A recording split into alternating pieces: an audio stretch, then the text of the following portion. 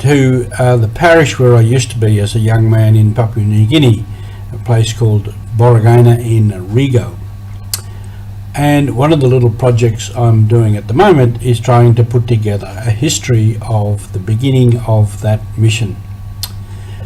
I have in my possession now some documents that were written about that time and before that time, about the area Rego and about the beginnings at Boregaina.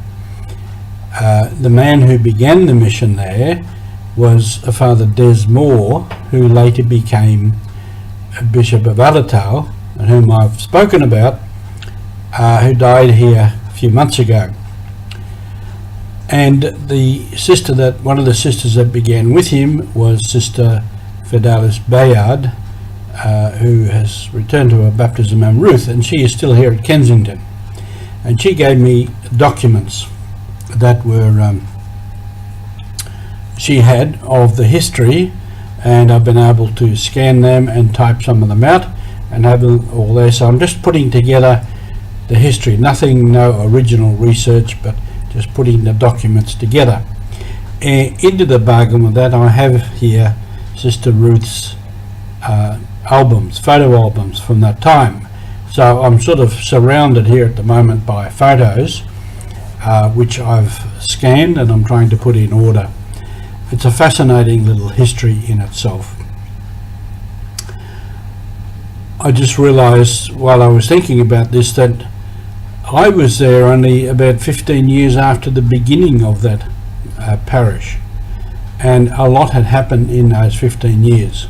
I'd spent a lot of time walking up over the hills to outstations where Father Des and Sister Fidelis had only just pioneered not too long before. Some of the things that had been talked about then and hadn't happened, different places wanted a school, for different reasons it didn't happen, and they were still talking about it in some ways. From the photos, it's obvious that there was a lot of hard work. The road wasn't put through. I used to complain about the road to Moresby, but it hadn't long been put through, and some of the bridges were fairly new. So what they went through at the beginning, really bad roads, trying to get materials and things into Boregaina, trying to get school started, and many of those things continued. Very demanding, putting up the first buildings. There's photos here of the first convent, the first presbytery, the first school, the dormitory for the boys, and so on. And of the lay missionaries that helped, some lay missionaries from Australia went up, some of our MSC brothers, and many expatriates who were at that time running plantations in the area were extremely helpful and very generous with their time, with their effort, and with their materials. So it was a real mission, and it was pretty tough, but they did it.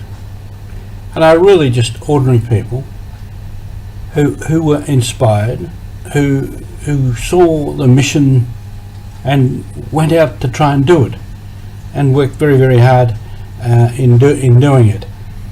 And that's what mission is about. It's about the inspiration, it's about being called, and it's about working hard and just keeping at it, trying to keep the vision open, trying to keep the view of things all in mind, so we know where we're going, and in the middle of all the difficulties and different circumstances, to be able to find the way forward. That's what it was about. So that's just one story of mission that I took part in later, and earned the rewards or reaped the harvest of what had gone before. Let's continue to think about mission. Let us continue to pray about mission, and let us be mindful that we are all called on mission to spread the love of God and the good news of Jesus Christ. Thank you for being with us.